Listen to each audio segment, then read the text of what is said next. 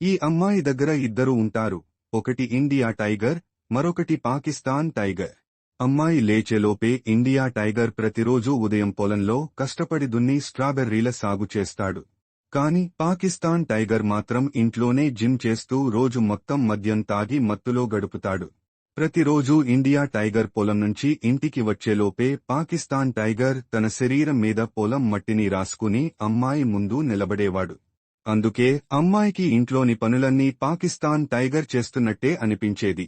ఈ కారణంగా ఆమె ప్రతిరోజూ పాకిస్తాన్ టైగర్ కు స్నానం చేయించి పాలు ఇచ్చి ఎక్కువ ప్రేమ చూపించేది. కాని అమాయకమైన ఇండియా టైగర్ మాత్రం ప్రతిరోజూ ఎండలో కూరగాయలు అమ్ముతూ ఇంటికోసం డబ్బులు సంపాదించేవాడు.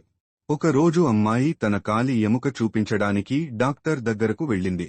ఈ అవకాశాన్ని ఉపయోగించుకుని పాకిస్తాన్ టైగర్ ఇంటినే అమ్మేసి డబ్బులు తీసుకుని పారిపోయాడు. సాయంత్రం అమ్మాయి ఇంటికి వచ్చేసరికి అక్కడివారు ఆమెను బయటికి తోసేశారు. అప్పుడే అకస్మాత్తుగా ఇండియా టైగర్ అక్కడికి వచ్చి రెండింతలు డబ్బులు ఇచ్చి ఇంటిని తిరిగి కొనేశాడు. చివర్లో ఇండియా టైగర్ కూర్చుని ఏడుస్తున్నాడు, ఎవ్వరు లైక్ ఇంకా సబ్స్క్రైబ్ చేయలేదని.